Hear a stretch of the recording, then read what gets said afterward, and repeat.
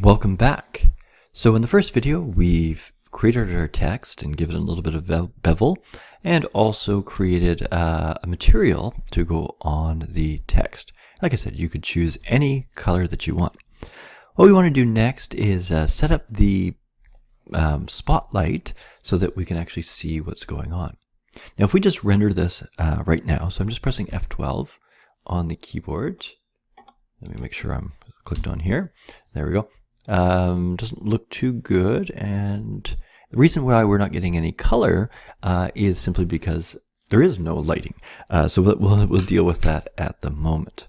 So on the far right side again, you'll see this world setting right here. Click on it. This right here is your current background color. That's what's giving this when I rendered it. So what I want to do is click on that and send it all to black. Okay, so there it is there. If I press F12 now, it'll just look like a black scene. My text isn't showing up. What we want to do next is we can actually turn on this environment lighting. And so instead of worrying about a specific light, it provides a light to the whole scene. And I think what I found is that about a half works well. So now when you press F12, okay, you can actually see the color. Text doesn't look too 3D at the moment. That, like I said, will be accentuated by the rays as they come through, but it looks decent there. Okay, so that is basically our setup for an environment. Now what we need to do is put in the spotlight. So what I'm going to do is press Escape here to go back to our regular view. I'm actually going to just come to a side view, and I'm going to place my cursor. I'm just going to left click here because that's where I'm going to actually add something, and we're going to add another thing. We're going to add a lamp. And so under lighting, somewhere lamp, we're going to add a spot lamp. And it's pointing down at the moment, so we need to change that. If you can think about it, there's the x-axis that's going sort of straight into the screen here. So we're going to rotate it around the x-axis 180 degrees. So I'm just going to come up right here, punch in 180, and now it should be pointing up. And so if I zoom out a little bit, I can see. One thing is we're in the perspective view at the moment. I'm going to press 5 on the number pad. So 5 will set it to our orthographic view. And that's going to be what we want. Now we're going to do a few things to modify the spot lamp, and so we're going to go into the lamp settings. And so just under here, again, there's a lamp settings, and you can kind of see a preview of it, and we're just going to sort of work with it. Now if you want to see what it looks like right now, if you press F12, nothing's really going on here. So we need to do a few things to get this to work here. Again, I'm just going to go back to Escape. So the just going to see here, I'm going to move it up a little bit. We want it, now there's this little sort of dotted line here. The effect won't happen anything below that. So I'm just going to bring it in. And I'm going to actually view it from the other one. So I'm on my right view at the moment.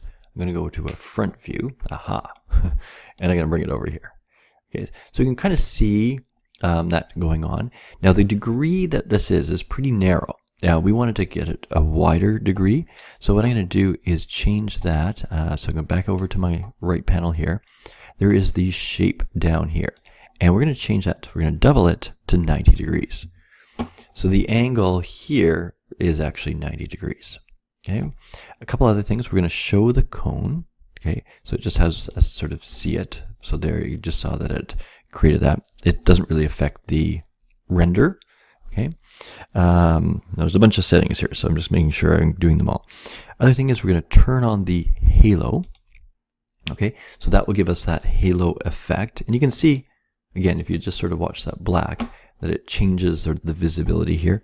The intensity, I believe, and we can play around with these after. I'm just going to be giving you the things that I found worked out well. Is about 1.2. The step, what did I set the step to? Step size is 1. 1 is actually the best quality. It provides the blocking. The blend, so it's 0.15 there. Moved it up to about half, okay? And in terms of the size, again, this is sort of the quality here. So, what did I suggest? Well, maybe 2048 gives you a better quality. And then again, this is the samples. I think this is what I was thinking about before that lets you go up to 6. I don't think this one lets you go. Oh, no, it does. Okay, no. Anyways, 6, 7, 8, somewhere in there. Again, it's just going to take longer to render. Let's see what's happening here now. I'm going to hit F12. Aha! So we're starting to get that effect. And you can see how that L, it's sort of positioned behind the L at the moment, the L's blocking it, and then the light sort of coming out there. So that's looking pretty good. I think it's part of what we want. Obviously, we don't have it fading on the sides yet, and that will come in the next video. We'll sort of start dealing with that. Just press escape there again. One other thing that we can do is to sort of create more of a ray effect. We've got this cone going way up. Sort of, we can just get it before the light. It will actually look a little bit better. So what I'm actually going to do is bring that down. So what I'm doing, sorry I didn't mention, just over here under inverse square is the distance that the lamp reaches, and I'm just sort of minimizing that. And I'm going to bring it down just under the lamp. I'm just going to take a look at that and see. It does make a huge difference, but I think it does make that ray a little bit stronger. Let's see again, maybe a little bit even lower. See what that does.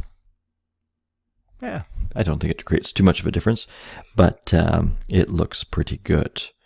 Okay, so I think I've done everything I have to.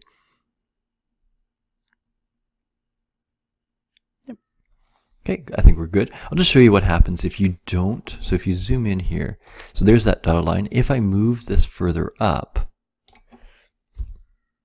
you'll notice now it's not doing any of the blocking. Okay, so that's just one thing to keep in mind there. This has to be minimally behind there. Otherwise, I don't think it matters too much. You can play around, obviously. I would believe that the further you pull it back, the less sort of distinct that is, and that might be the look you're wanting. I mean, that to me has sort of a better look, so I might try to find somewhere maybe in that happy medium. Oops, sorry, F12. There we go. Okay, it's really easy to move the camera back and forth. Find something you think looks cool, I mean, you could play around with a bunch of stuff as well. There's the color of it, so I don't know. I haven't played around with this. Oops. Now you got blue, right? There's a lot of cool things you can do. So really, I'm going to want you to make it your own. Oops. That should be all colors. That should be white. There we are. Yep. And so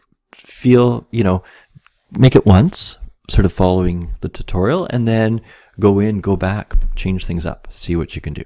All right, we'll end this video here, and like I said, next time we'll talk about is how to create sort of that material effect so that the light does not expose. So it will start off and it will expose the M first and not reveal the R until it sort of moves across there.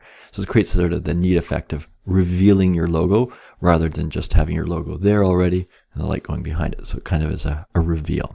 We'll do that next.